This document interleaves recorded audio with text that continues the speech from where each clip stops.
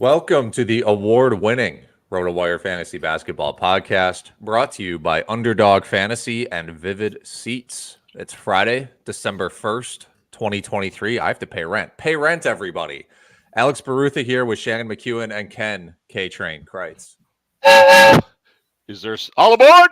Is there some sort of activity involved to pay the rent? Scary Terry Rozier puts up 37 points with 13 assists in a 129-128 loss to the Nets. Might be taking over a little bit with LaMelo Ball out, really helping my 16-team stake league where he was out for a long time. There was a lot to talk about in this game fantasy-wise. Cam Thomas also made his return for the Nets, saving another one of my teams. Came off the bench to score 26 points in 25 minutes. You also had Bryce McGowan start for the Hornets, who scored 14 points. No Brandon Miller in this game. So it's probably just a spot start for McGowan. Doesn't seem like a long-term thing for Miller. We also had the fourth straight appearance off the bench for PJ Washington with Miles Bridges back in the fold. Bridges playing well, by the way. Yeah. The Nets are back to health, Ken. I just say, the Nets are finally healthy. Look out for Brooklyn. Nick Claxton is on fire lately. He had 20 points, 14 boards, and 2 blocks. Love the blocks he gets you out of center. Nets are 9-9. I'd say their arrow's pointing up. Now they finally got Cam Johnson back. They got Cam Thomas back coming off the bench like they've always planned. I kind of like the outlook for the Nets. Yeah, they'll be in a good position to add some veterans as well. You got plenty of teams in the Eastern Conference alone, Pistons, Wizards, Bulls, who are essentially done. So there'll be good veterans to be had via trades if the Nets want to add to their pieces too. Shannon, are you concerned about Spencer Dinwiddie now that Cam Thomas is back? Because he has also been saving me in plenty of leagues after a slow start. Yeah, Dinwiddie's been really solid for the past week plus. He started the year off in a good way as well. But like you mentioned, as soon as Cam Thomas comes back, Dinwiddie goes from averaging 40 plus fantasy points per game in the 4 previous games. He was at 45.4 fantasy points per game to last night in a 1-point loss. Played 34 minutes still, but his fantasy production dipped down. 24.8 fantasy points. Only 9 shot attempts. Yep. Only 9 shot attempts. So I think this is just Dinwiddie, and this is the way he's been, even when he's playing those big roles for teams. Like it's super encouraging that he still played 38 minutes in the game last night. So that's a positive. I think the minutes will probably still be there, but his play, his production is always going to be up and down. He's a roller coaster, always has been. Yeah, we should also note from that game, Gordon Hayward had a pretty nice outing, 22 points, 6 rebounds, 6 assists. He had been playing like crap lately. Yeah. Had really struggled, but partially due to Rozier coming back and Miles Bridges coming back. This is a big bounce back game for him. If you weren't able to sell high after the first 6 games of the season, at least now you can feel good that maybe he's sort of back with LaMelo expected to miss probably a month plus. It's still unclear. One other take from the Charlotte side is PJ Washington coming off the bench now, Miles Bridges and Mark Williams starting in the front court for the Bobcats, the Hornets. May as well be the Bobcats still. Exactly. But PJ Washington, even though he's in that 6-man role, 33 minutes last night, I think it's very encouraging. If his usage was 20%, had a productive game, even though he was only 2 for 11 from the floor, he still hit 4 free throws, had 8 rebounds, 5 assists, 2 blocks, 3 steals. Still a productive guy, still getting minutes. He'll get you 3-pointers, blocks, steals, that rare combination that you're always looking for. So I think he's a hold in most leagues, even in with the bench roll. All right, let's go to San Antonio, where Wemby is a game-time decision tonight versus the Pelicans with a hip issue. This is the second of a back-to-back games for the Spurs. Wemby played 29 minutes in Thursday's loss to Atlanta last night. Spurs are now 3-15. So you got to wonder, why would they push Wemby if there's any kind of health risk This is what I was worried about preseason with Wemby is Spurs aren't going to compete this season. They're playing for the future. Give him credit. He's played in all 18 games so far. But my temptation here is to trade high. Does that seem silly or wise to you guys? I don't mind a sell high on Wembanyama. It's a really tough conversation. People are, this is sort of emblematic of also like the rookie of the year conversation between him and Chet. It's like Wembanyama, his shooting percentage is a little bit low. Like Ken mentioned, you worry about his minutes.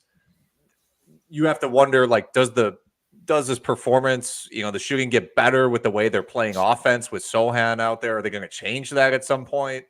I think you're fine if you want to sell high. Obviously the question when you talk about like selling high, buying low, anything like that is who are you getting in return? What sort of targets are you trying to get? And I think Wembanyama's what like a third round value right now, maybe. Double checking. He's ranked 19th. Yeah, he ranks depending from site to site. It's different. There are numerous commish sites where he ranks as a top 10 player right now. He's probably more in that 15 to 20 range. If you look at solid rankings, I would 100% trade Wemby for a top 10 player if I can get it, and I think you would be able to get a top 10 player for him. The game count from here on out worries me, especially as the Spurs really have nothing to play for. We should also point out that game, Sohan, they career tying 33 points, career high tying 33 points, 8 boards and 6 dimes on 12 of 14 shooting. I don't think he's going to shoot 12 of 14 again for a while. And Trae Young on the winning side of things, 45 points and 14 dimes. He had 16 free throw attempts. The Hawks are now at 500. They're 9-9. Alex, you excited about to play your favorite Charles Bassey tonight in DFS if Wemby's out? Yeah, if Wemby's out, I think Charles Bassey and Zach Collins are good options. Collins is safer, going to be a higher price on the daily fantasy sites. Bassey is a little more of a value, high risk, high reward option. But yeah, I mean, Sohan, amazing performance from him, obviously. I think everybody has been fairly critical of Sohan, not because we think he's a bad player, but because we acknowledge he's playing out of position. Yeah. So this is obviously a really big step in the right direction for him. If you can stash him for the second half, I think he's going to have a great second half once he's adapted to the position. Alex, take us to news out of Miami. Miami. Bam Adebayo leaves Thursday's game versus the Pacers after re-injuring this hip issue, which has kind of been bothering him for a while. What are you laughing about, Ken? I'm laughing. Shannon, are you with me on this? The sigh when you go, Miami, is the man that's had to write so many injury updates on the Miami Heat roster. Well, so it's not only that, but it's also being a Bucks fan, and you're like, this team, man, I hate this team. Yes, so Adebayo's been dealing with a hip injury, left the game versus the Pacers after I took his over on points, of course, because that's how things work. Miami still did work against the Pacers, beat them 142 to 132. My goodness. Halliburton scores a career high 44 points. It was honestly due with the way they put up numbers at this point. Jaime Jaquez Jr., who we will talk about more later, with Adebayo going out at 24 points, 5 rebounds, and 1 steal in 33 minutes. Butler took 20 free throw attempts because there's absolutely nobody on the Indiana who can guard him. Josh Richardson had 19 points in 32 minutes. Shannon, what do you make of, Adebayo is maybe out. Butler's kind of been in and out of the lineup. You still have Hero out. I mean, if you're playing DFS, if you're in season long, how do you approach just kind of what you're seeing with the Miami Heat? Yeah, I know you're going to talk about a couple Miami Heat players in our waiver wire section. We talked about a couple 2 weeks ago. I think we've had a Miami Heat player featured in our waiver wire almost every segment this season. For me, I mean, with the one guy, Josh Richardson, who we won't talk about later, he's been very solid for him. I think he's an option. He's a streaming option. Until this team's healthy, basically until Hero returns. Duncan Robinson also solid. Caleb Martin, he's kind of been forgotten about.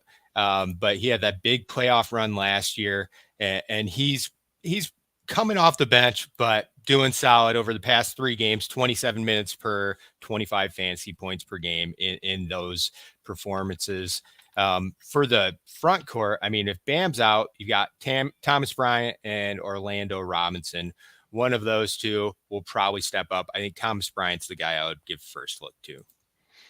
Yeah, and you mentioned it, like if you're in a deep league, Caleb Martin and Josh Richardson, like those are great options. So the Heat are chock full of options who are, a lot of them are very under rostered, and I don't know why, because the Heat are actually talked about a lot. And Ken, I hate to say it, but you have to take us to the Bulls-Bucks game. Yeah. Bulls upset the Bucks 120-113 in overtime. Bucks had won 8 of 9 before that loss, so I wouldn't get too down there, Alex. But really weird. No Zach LaVine, no DeMar DeRozan for Chicago. Illinois product Ayo Dosunmu and Alex Caruso started, but Chicago got 31 points off the bench from Torrey Craig, Andre Drummond, and former Buck Javon Carter. Alex, what do you read into this? Man, you've written in our Google Doc here. Am I worried about the bench? I'm worried about the whole damn team, Ken, to be honest with you. I'm worried Adrian Griffin is like David Blatt. It's just not going to work. They're going to have to fire him. Yeah, look, I mean, this is atrocious. Losing, without DeRozan and LaVine. On one hand, you understand how this happens because LaVine especially is kind of bringing the team down lately. All these guys who are not in the trade rumors are hyped to get the extra minutes. They want to beat the Bucks. The Bucks are especially vulnerable in the backcourt. Kobe White goes for 23. Dosunmu has the game of his season against Lillard and Beasley. Lillard has 7 turnovers, scores only 18 points. They give up 14 rebounds to Andre Drummond in 13 minutes. My God. You mentioned it. Like, you missing Drew Holiday already? Look, we need Chris Middleton a lot, and the Bucks would be lacking in their depth with or without Holiday. It's not like they gave up a bunch of pieces to land Drew Holiday. So they would still lack depth with him. Alex doesn't miss Grayson Allen. Grayson Allen has actually been good. I tried to tell people, like, Grayson Allen's not a bad player. Yeah, I mean, a lot of this is Middleton. Like, Middleton is just not himself, obviously. Yeah. Knee issues. And for I'm a little worried he's never going to be himself. Well, I'm a little worried that knee ain't coming back. Yeah, at this point, it's definitely a concern. And it's just as much of a concern defensively as offensively. Middleton was a fine defender when he was in his prime, but he's not a great athlete. And so when you lose that athleticism, he's on the wing. He's trying to guard like these athletic threes. 32 years old, getting a little up there. Can't do it. And you mentioned not to panic. The Bucks also have the how would you phrase this? The fakest record in the NBA. According to garbage time net rating or non-garbage time net rating, they have 2.5 more real wins than they should. So you're actually looking at more of like an 11-8 team instead of a 13-6 team. But that's enough of my takes. While you're on the roll, give us the Zach LaVine update. Oh, the Zach LaVine update. Yeah, he's out for at least a week. We saw in this game, Kobe White played really well. I think that he should be rostered. So there's not necessarily a lot you can do there. I'm interested in like the Dosunmu stuff. He's shown an ability to play fine. The thing is he needs 30 minutes. Yeah. Like it's not like a defense first guy. He's a defense first guy. He certainly was coming out of Illinois. Yeah. Shannon, is Alex overly concerned about the Bucks? I mean, the Bucks record is hard to complain about, but I will say for a team with that good of a record, it's amazing how bad they've looked for stretches this season. Yeah, I mean, barely beating Washington, needing the biggest comeback of the year against Portland.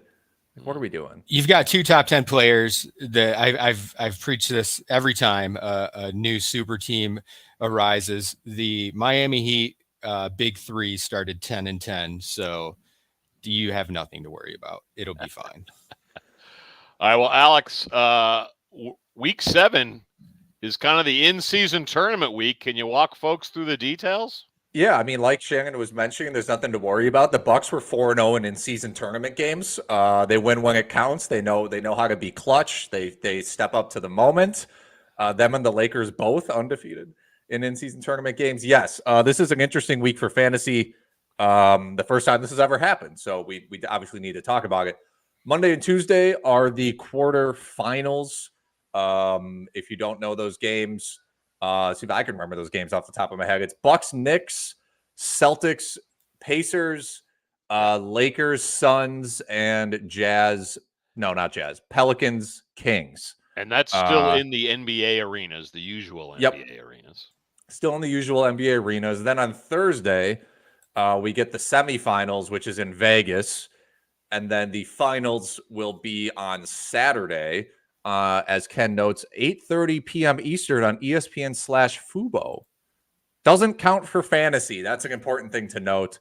Saturday games, those games do not count for fantasy. So keep that in mind. Other than that, every team plays 2 times next week between Monday and Friday. Those are the only games that count for fantasy. The semifinal, and I could be wrong here. I'm literally asking. The semifinal games that are in Vegas, the semis, not the final. The semis still count towards their NBA 82-game season record. It's just the final that is on its own, not in fantasy and not in the season-long records, right? Yes. I'm pretty sure the knockout teams play another game. That's how they get their second game that week. If I'm not mistaken. And that doesn't have any value either, other than they might do that on Friday. I got to double check. I'm fairly certain only the finals, the championship game, does not count as a regular season game and fantasy stats. It's also important to note. I forgot which games it is. This is terrible podcasting. There are a lot of the days have 2 games, and there's I think it's Wednesday and or Tuesday and Thursday. Can't remember. One of the days has 13 games, and the other day has 11 games. So if you're in one of those daily transaction leagues and you want to stream in on low volume days, if you're one of those people, keep that in mind because some days have 2 games, some days have 13. So keep that in mind if you're a daily league streamer. Back to basketball though, Ken. Yeah. Good news. Trey Murphy finally returning for the New Orleans Pelicans. Murphy's 67% rostered on Yahoo, but only 10% on ESPN. So check your waiver wire for Murphy. Murphy announced he took an old video of himself as a kid and reposted on Twitter, where as a kid he says, I think it's Trey. He says, hi, my name is Trey, and I have a basketball game tomorrow. It's a very cute video. Look for that on Twitter. Alex, you got some other player news. Yes, Kelly Oubre expected to return next week from the car accident that happened. Right. A lot of questions surrounding that. But he is expected to return next week. And we also have Shannon's Pistons in the news. The savior. Bojan Bogdanovic. Yeah, they don't need Bojan the other Bogdanovic. Bojan. The first Jesus. Bojan. Is he the first or the second? I don't really know where he is in the Bojan. He's the only. the Bojan. So keep that in mind when checking out games for the Pistons. See who gets minutes, see who loses minutes. Obviously, Shannon and us will be talking about that. A lot more. We got a good question for fan feedback about the Pistons and Bogdanovic. After Alex tells us about our good friends at Underdog. We love Underdog. They're the #1 platform for NBA best ball and DFS player pick'em contests. If you haven't tried Underdog yet, new Underdog users receive a first-time deposit bonus up to $100, which I utilized the other day, believe it or not, and a free 6-month subscription to RotoWire with your promo code RWNBA. That's promo code RWNBA. Visit UnderdogFantasy.com or download the Underdog app today and use promo code RWNBA to claim your free RotoWire subscription and deposit bonus. That's RWNBA. You take 1 week off, man. I was lining up our fan feedback questions. Alex and Shannon, prepare yourself to give fabulous wisdom to the loyal fans of the show. First question from Ben McKinstry. My apologies if I mispronounced that. Hey, guys, love the show. Watch from Australia. Hello, Australia.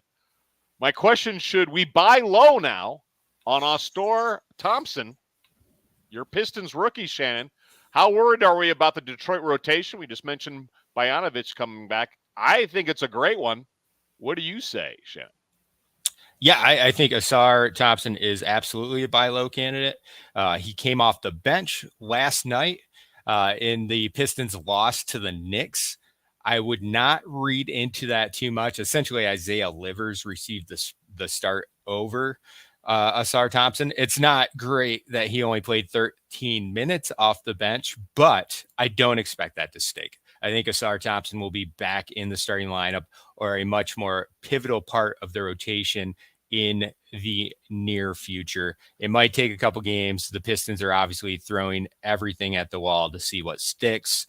But Asar Thompson is not a guy I'm too worried about. I'm holding him. I'm stashing him if I own him anywhere in redraft leagues. If I roster him in Dynasty, obviously I'm stashing him there. And then for Dynasty and redraft, I also do believe he's a great buy low candidate. The other stocks are fantastic, especially from a guard forward position. Yeah, absolutely. Awesome. And he can hit threes, inconsistent. That's to be expected with a rookie who his shot was his big question mark coming into the league. But I think he's absolutely a hold or a buy low option. Alex, anything to add to that, or should we go to question 2? I think Sharon covered it. Excellent. Let's go to question 2 from Ian Solis. He asks, Brogdon and John Collins, or Spicy P, Pascal Siakam. I would rather take Siakam here rather than the combo of Brogdon and John Collins, partially because John Collins depends on your league size and format. You said 9 cat. If we're just going to assume 12 team, you should roster Collins, but you don't have to start him necessarily, on 3-game weeks. Anyway, I would rather have Siakam because I think you can stream in Collins' value for the most part. I mean, Brogdon's game count's always going to be a problem with his injury history. Also, Siakam qualifies at center on Yahoo. That's where you're playing. And Collins is not blocking shots like he used to. And Kessler coming back. Collins is going to fade with Kessler coming back too. Yeah, I mean, maybe we buried the league a little bit. Brogdon's been playing extremely well. Like Brogdon's having an amazing season. Partially because he's one of the only functional playmakers with experience on that roster. But of course, Scoot's going to get more playing time. Simons is going to come back. Ken mentioned the game count. He's a lower body injury risk. So yeah, take Siakam. Yeah, right. We're 3-way agreement on Siakam here. Brogdon, I also worry about just Brogdon's long-term outlook with that team.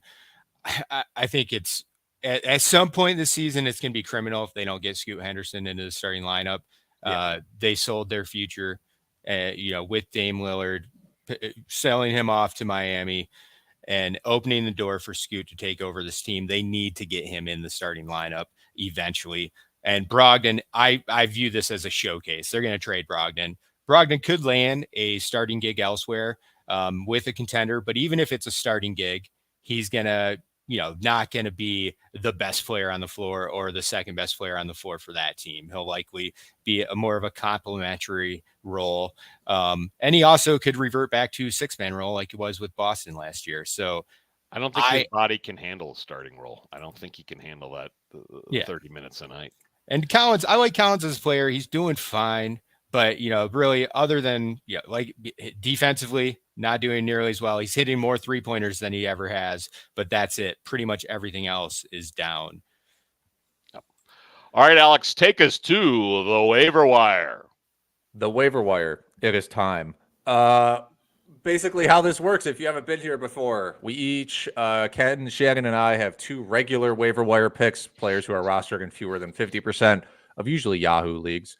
And then we each have 1 long shot, usually rostered in 25% or fewer of Yahoo leagues. As we talked about schedule-wise earlier in the show, in case you missed it or got confused, because it is confusing, only games Monday through Friday will count next week.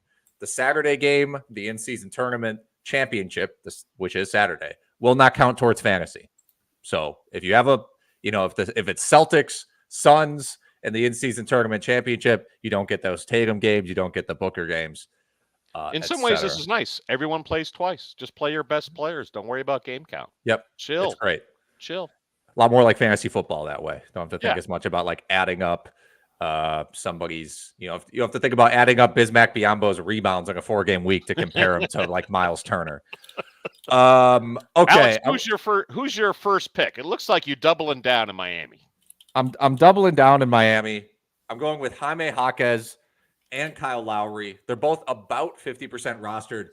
Please roster these people. Like I am begging you to add these players to your team. Jaquez, past 12 games, 16 points, 5 rebounds, 3 assists on 55, 48, 87 shooting. He looks awesome. Bam Adebayo is now dealing with this hip injury, but I would have endorsed it anyway. I wrote this down before the game last night. Yes, Tyler Hero will come back.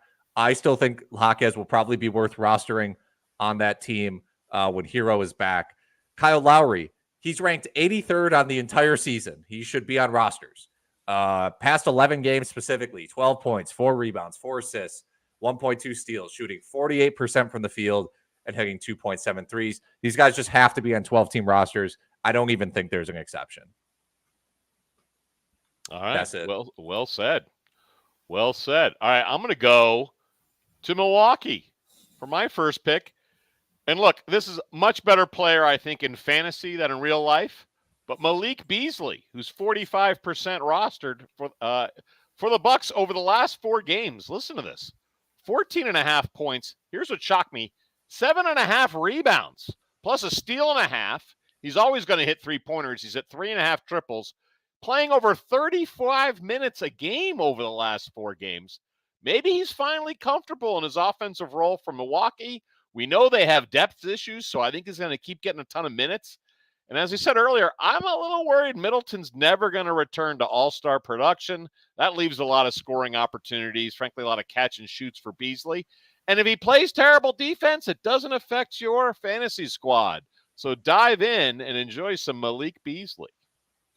Nice pick, Ken. My first free agent suggestion for the week is Dereck Lively, rookie center for the Dallas Mavericks.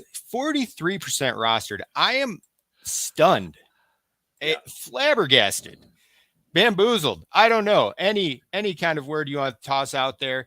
I cannot believe that he's only 43% rostered. Dereck Lively has been up and down this year. He just missed 1 game on the 25th of November due to an ankle injury, but he quickly returned. A back injury, quickly returned and played Tuesday against the Rockets. 28 minutes, 23 fantasy points, 8 points, 5 rebounds, 2 blocks. There's going to be some ups and downs here. There's going to be a roller coaster, but he's a rookie. I believe it'll get better as the season goes on. He's ranked higher right now on the season than a guy we talked about earlier, John Collins, ranked higher than Collins is. Blocks. Yeah, those blocks are very valuable. So he's averaging 1.1 on the season right now. Again, I think the best is yet to come with Dereck Lively. So even though there's some inconsistencies and there's going to be stretches where he might not be good, he's locked into that starting role. He's started every game he's been healthy since the second game of the season, really since the second half of the first game of the season. And I don't think that's going to change unless the Mavericks trade for like an all-star caliber center. They're probably, and even if they do look to add pieces this year via trade, probably be more at the 3 and the 4 than the 5. You have to assume they view Lively as a nice building block and their potential long-term fixture at the 5 for him. It's weird and yet good to see them not give minutes to Dwight Powell. They're finally moving Powell to a rolled gig, a specific off the bench role, which they should have done years ago. Big upside for Lively. Love that pick. Alex, who's your number 2 free agent grab? I guess Saddiq Bey of the Atlanta Hawks, former Piston of Shannon's. He's 49% rostered. He has Jalen Johnson is out, which is unfortunate. He's one of the breakout players this year. He's not expected to return. Johnson will probably be back in January. Bey has started the past 3 games, hasn't done a lot extra as a starter, continues just to play his game, but he's ranked 131st on the whole season. We know he can get hot. Past 9 games, 14.6 rebounds, 1 assist with 1.4 steals, shooting 55, 38, 72. Just someone who I think should be rostered when Jalen Johnson is out. Someone you can move in on 4-game weeks. Absolutely. DeAndre Hunter was in that, you can go ahead and cut him territory. And then Johnson got hurt and suddenly had a few good games. He was mediocre last night. It'll be interesting to see if it's Bey or Hunter that benefits more from the Johnson absence. Yeah, I'd say Bey slight edge in receiving a bigger benefit. But Hunter, Bey, even Bogdanovich, all 3 of them playing more and playing well with Johnson out. My number 2 pick, admittedly pretty boring, but Josh Hart with the New York Knicks. He's 49% rostered. Got off to a very slow start, oddly, for the Knicks this season because his role seemed pretty cemented in their playoff run last season. But hey, just remember this. Last season, Josh Hart was ranked 65th in total game production in 8 category leagues. Rebounds a lot for a guard. He qualifies as a guard and forward on Yahoo. And hey, last 9 games, now he's back up to over 30 minutes a contest, over 9 points, 6 rebounds, almost 3 dimes, almost 1.5 stocks while shooting 53% from the field and hitting more than 1 trey per game. I think Josh Hart is back to that role he had last year with the Knicks. We know Thibodeau loves to give his guys big minutes. So I think after a slow start, Hart could be a nice, boring, but reliable add, especially if you need rebounds. This also comes, RJ Barrett very quietly averaging 27 minutes a game over the past 5 games. Hasn't been shooting very well. Has kind of turned back into RJ Barrett. Meanwhile, you have Josh Hart stepping up. So Hart's definitely someone who, like you mentioned, we've seen it before. He's a nice start on a 4-game week for sure. Probably deserves to be on a roster. Shannon, someone we saw play last night. Yeah, and this goes in along the line of thinking the Bulls are eventually just going to throw in the towel. But Patrick Williams, 4th-year wingman for the Chicago Bulls, number 4 overall pick in the 2020 draft. We're starting to see kind of what life might look like for Patrick Williams if the Bulls move on from Zach LaVine and DeRozan as well. Over the past 3 games, all starts for Patrick Williams, he is averaging 33 minutes, 15 points, 4.3 rebounds, 1 steal, 1 block, and 1.7 3-pointers made. He's been solid for that team. Again, this is a guy who, solid lately, but up and down, inconsistent production. But he looked absolutely terrible in that blowout loss to the Celtics, where the Celtics had to get into the tournament. Mm-hmm. Ugly TOs, shot blocked at the rim multiple times. Couldn't get past Al Horford. But opportunity could be enormous when the Bulls finally give up on this roster. Yeah, he's 35% rostered right now on Yahoo. He is more of a stash. You could play him while the Bulls are shorthanded right now. I think he's worth a look. Who do you like better, Dosunmu or Patrick Williams, guys? Dosunmu or Williams? Are you talking real life or? I guess fantasy over the next month. Well, over the next month, maybe it's 2 weeks. I should say. Probably Patrick Williams. I mean, if you're asking me long term, like if LaVine and DeRozan were to get traded, personally, I prefer Dosunmu, but they have different games. Dosunmu would definitely be a better points league player. I can tell you that much, at least. Yeah, I think Pat Williams has more short-term upside, slightly higher floor, so I lean that way. Okay, we're going to my first long shot, or my only long shot, our first long shot, which is Derrick Rose. I can't believe I'm saying this name. What year is it? What? I know. 9% rostered, so widely available. Started versus the Jazz the other night. Put up 14 points, 9 assists, and 4 rebounds in 27 minutes. When seeing at least 20 minutes a game this season, 15 points and 4 assists per game. They switched up their starting lineup to put him in the to make him a starter. And they need an exorcism, kind of like the Pistons and the Wizards. So Rose, he's looked fine this season. Every time I watch a Jazz game or excuse me, a Grizzlies game or see some highlights, maybe deeper than that a little bit. I just add him. Why not? Shannon, without cheating, how old do you think Derrick Rose is? Ooh, 33. 35. I actually nice. thought it was older. I thought it was 36, 37, 35. I thought it was a trick question, so I tried to go younger. Ah, I see. Sorry. He was 31 when he played with your Pistons. Oh, I forgot about that. That did happen.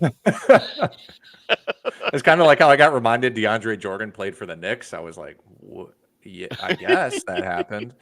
Okay. Yeah, go get your long shot, Ken. I'm repeating a long shot from earlier because he's still unrostered and playing even better. Isaiah Joe, for your not very well-known OKC Thunder, he's rostered in only 19% of leagues. Maybe this is more of a deeper league pick, but he is instant offense out off the bench for the Thunder. Great outside shooter, helps with the floor spacing. And I'll throw in here, we don't really know what's going on with Josh Giddey, if you know what I'm saying. Giddy up, giddy up, giddy up. So let's see. That could open up a ton of playing time for Joe if Giddey has some legal issues. Last 7 games for Joe, over 14 points, over 3.5 triples, shooting 55% from the field. His field goal percentage, considering it's almost all threes he's shooting, is amazing. 90% from the line, but doesn't get to go to the line too often. Even had a 3-block night the other night, but he's averaging just under 1 block and 1 steal a game. He ranks 48th in 9 category leagues per game over the last 14 days. Isaiah Joe is a solid deep league ad. I agree. Nice. He's a very good deep league ad. Need those threes for sure. Yeah. My long shot of the week, David Roddy, forward, Memphis Grizzlies, 4% rostered. Definitely more of a deeper league option, 14 team plus. Roddy Piper, he came here to chew bubblegum and get buckets, and he's all out of bubblegum. Over the past 3 games, he is averaging 14.7 points, 4.7 rebounds, and 3 3-pointers made per game, taking 6 per game as well from downtown. He started the most recent game for Memphis. Memphis has been kind of playing around with their starting lineup, especially at the small forward spot. You've had Conchar get plugged in there, Zaire Williams, bunch of different options. I think Roddy could get a prolonged look at the small forward spot. They did win against Utah in Roddy's start. I don't expect him to go out there and have huge production, but he can get you some threes and get you some points. And, if you're in a 14, 16 team league and you're desperate, he's going to be a streaming option, especially on weeks where they have the Grizzlies have 4 games. Give us the better Roddy nickname. What is it? It's not a Roddy nickname. It's a Kenny Lofton Jr. nickname, which is Snack Randolph. Snack Randolph. I like Big Body Roddy is the other nickname. I think it applies to either, frankly.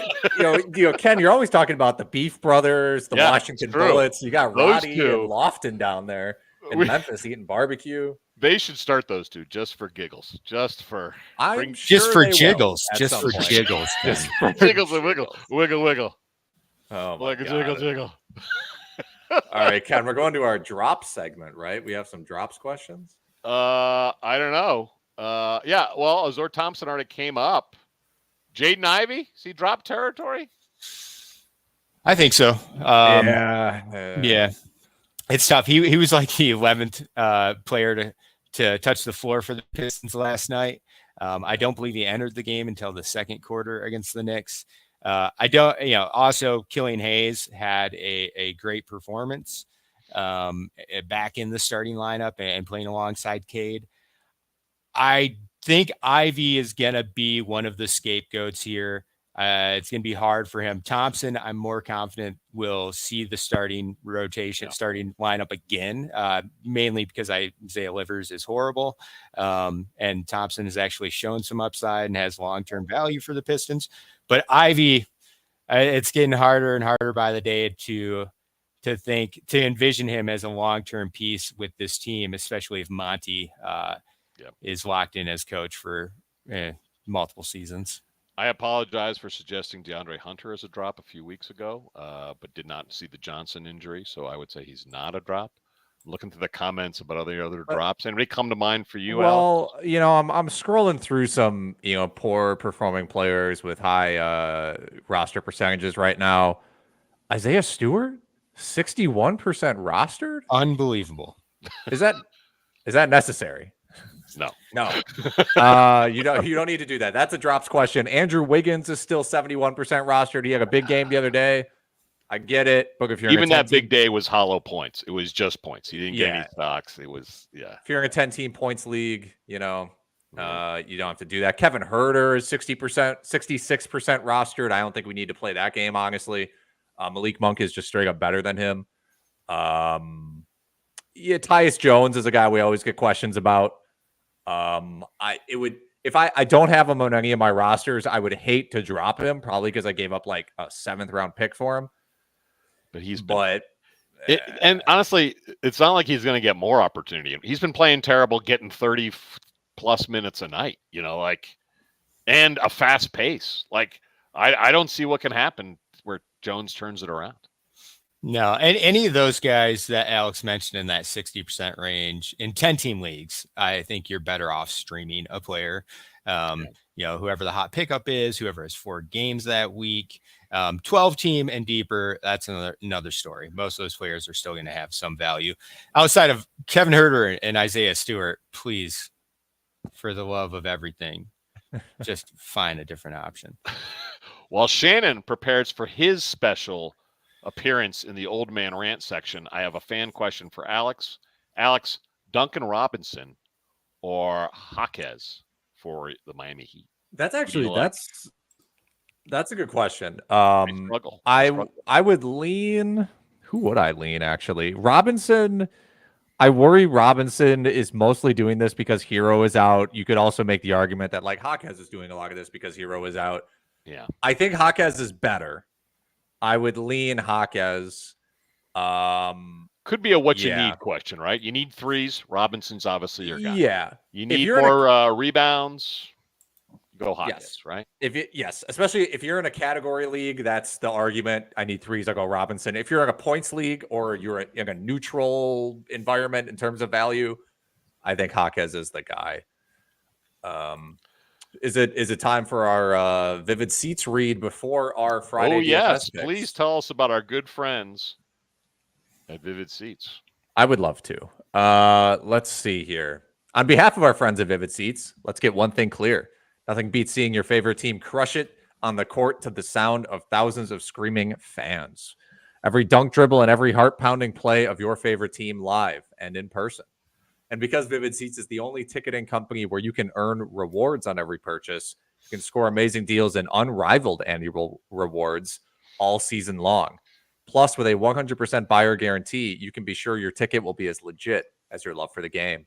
Visit vividseats.com or download the app today and use promo code RotoWire for $20 off your first $200 purchase. That's promo code ROTOWIRE for $20 off your first $200 ticket purchase. Download the app or visit vividseats.com. Vivid Seats, experience it live. That's code ROTOWIRE. Okay, Alex and Shannon. Shannon, I will start with you. You had a little time to prep there, but please give us your DFS picks for the 6-game slate that is tonight. Yeah, it's actually a pretty ho-hum slate. There are some injuries to keep an eye on. Banchero with the Magic is a game-time decision. Looks like he's leaning towards likely playing. Definitely check that before lineups lock.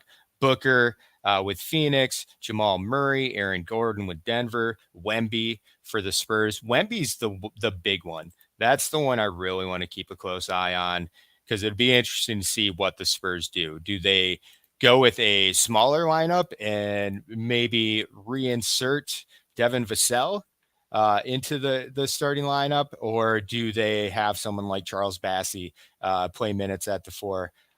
Yeah, it's going to give a boost to basically everyone on that team. Keldon Johnson, Vassell, Sohan, who's coming off that gigantic game that we mentioned earlier, and all of those guys, especially Sohan and Vassell. 5,600 on FanDuel for Sohan, Vassell 65. Zach Collins, who was mentioned earlier, also a very attractive salary for tonight's slate. I like all those guys, and if Bassey somehow is named the starter, of course he'll be a solid option as well. Yeah. How about this Washington-Orlando game? It's a 237.5. I kind of like Jalen Suggs after he put up 22 against the Wizards a couple nights ago. Yeah, this is a rematch. Which to me, those games are always interesting. I think the team that lost generally has more of an advantage because they're game planning. But we're also talking about the Washington Wizards here, and this game has earned the over under. Excuse me, 139, 120 was the final score of the last game.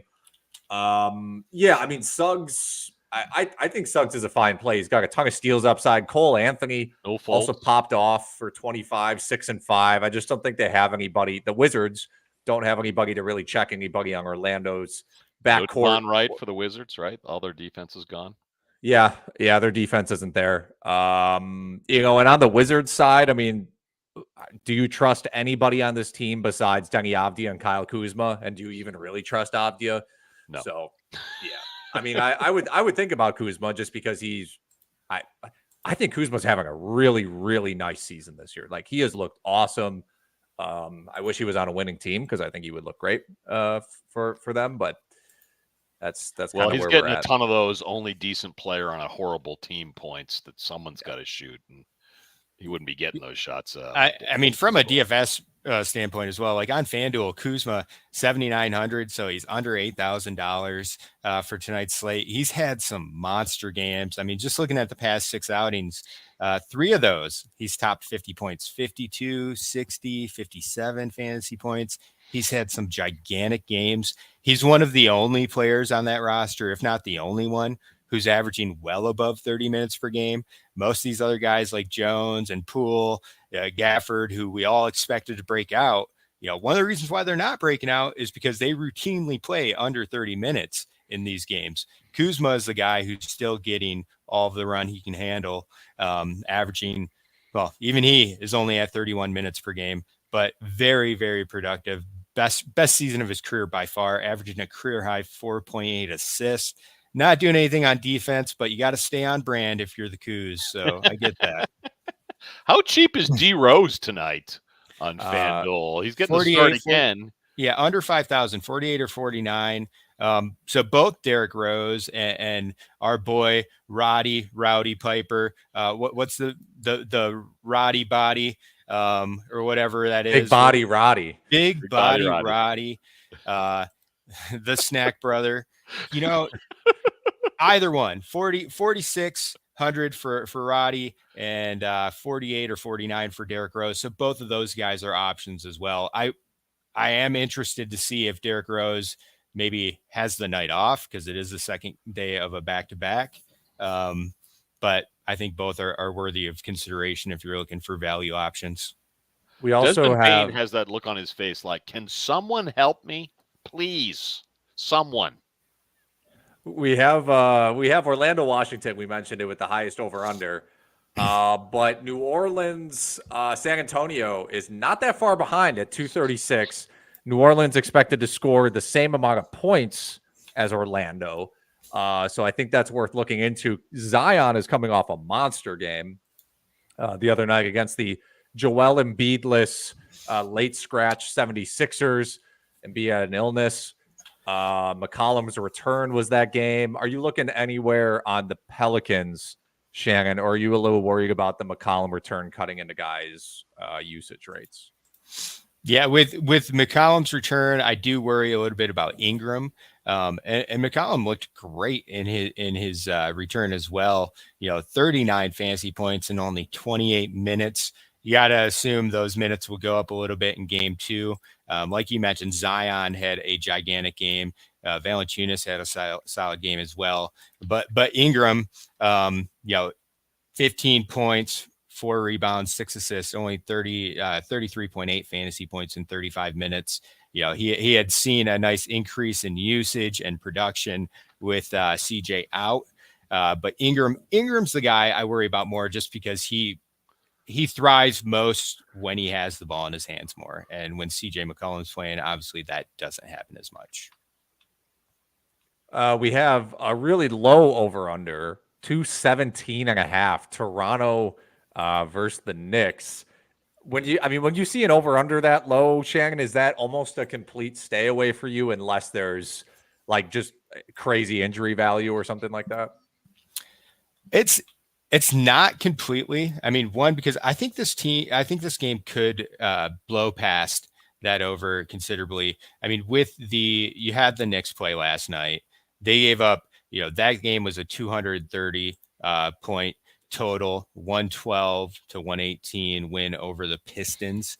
You got to assume the Knicks are going to be somewhat tired. They're traveling to Toronto from New York to Toronto for that second half of a back-to-back. So that could go either way, right? It's either both teams, it's a slow-paced game, and both teams fall dead, fall flat, and don't really explode. But I'm getting the hint that this game will be a little bit different than that. I like it to go well past that over, and as a result, I like some of the Knicks and Raptors. I think Randall, who has really picked up his play lately, he's back-to-back 50-plus point fantasy outings. Brunson, just a gigantic game last night against the Pistons. That also, after D'Angelo Russell and Brunson put up back-to-back monster performances against the Pistons, I would say please target those scoring point guards that play against Detroit moving forward if you want to get some big performances in your DFS lineups. But I like the New York side with Randall and Brunson again tonight, even though it is the second game of back-to-back. And then Schroeder, Anunoby, even Siakam, and Barnes, those guys are, for how productive they've been and what their ceiling is for an individual game, their prices, their salaries on FanDuel are pretty discounted. So I like any of them if you're just looking for that extra roster filler. Anybody else you want to highlight or low light, Shannon, before we move on? Let's move on and wrap this up. Well, we are wrapping it up with an old man rant, but it's not from Ken. It's from you, Shannon. The Detroit Pistons just completed the most worthless month of NBA basketball ever. They redefined No Nut November. 0 wins for the month, 16 straight losses. This team is now 2-17 on the season. Since the All-Star break last year, 4-40. It was cute. It was cute at that time. Last year you had Cade sitting out. He was out with injury. By post All-Star break, Bogdanovich was shut down. Stewart was shut down. So you're like, oh, great. We get to see Ivy and Duren get some extra run. Get excited about the future once all the other pieces are healthy. There is no future. There is no future. Monty Williams, highest paid coach in NBA history. He is a worthless bum. Do you know who his assistant coach is? Steven Silas, Rockets coaching legend.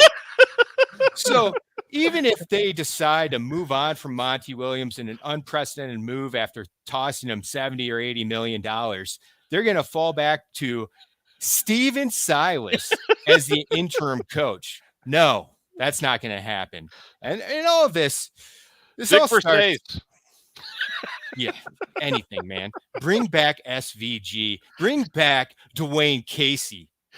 Anything is better than what we have right now. But it's worse. It goes above Monty Williams. He's a nut. He doesn't know what he's doing. But above him, Troy Weaver, just an absolute clown. Arn Tellem, former NBA player agent who somehow works in a free agent in a NBA front office. And guess who works underneath those two guys? Their children, their sons, a bunch of Nepo babies running this team. None of them know a damn thing. Burn it to the ground. It's at the point where we're going to be close to trading Cade as the only option to do anything at all. He was supposed to be the savior, number 1 overall pick. Get lucky one year with those lotto balls. This is historically a proud franchise, one of the better franchises in NBA history, 7th most playoff wins in NBA history, one of 7 teams with 3 or more NBA championships. This hat, my entire body plastered in Pistons swag. I got Pistons sweatpants on, got it all. This hat's older than Alex. I remember, not an exaggeration. This hat is older than Alex. It is from the mid-'80s. I remember Kelly Tripucka's mustache. Ooh. I remember the Bad Boys. I remember the Going to Work Pistons. John Nowadays, Sally. we have Pistons fans who are only a handful of years younger than Alex who think this team has just always been garbage. Yeah. It's always been the dregs of the NBA. I was mocked in a neighborhood fantasy football text thread by some of my neighbors. One of whom is a Washington Wizards fan, claiming the NBA needs to get rid of teams, starting with the Pistons. It's time to burn it down, please. All right, that was a nice, concise Pistons rant. Thank you. Ryan says you forgot the R. Otherwise, genius rant. Ken, real depression is quiet. That's true. That's true. Good It's point. not. It's beyond depression. It's sadness on a whole another level. All right, guys, did we mispronounce any names today's episode? I don't think so. There's a little Roddy confusion, but that's we're talking about players 4% rostered. Get double-digit rostered before we pronounce your name, David. Okay, thank you everybody for joining us on the RotoWire Fantasy Basketball Podcast. It is presented by Underdog. Vivid Seats. Ken, take us out of here. Well, let's go back to Detroit and New York, where Pistons head coach Monty Williams said this about last night's 118-112 road loss to the Knicks. Quote, "I saw the fight and resiliency we can build on." I'd like to point out the Pistons were the first team to lose an entire full month in the last 8 years. Does this quote mean we might be seeing more of Isaiah Livers and Killian Hayes in the starting lineup? Anyway, attention passengers. This 3-car fantasy train wreck has hit the end of the line.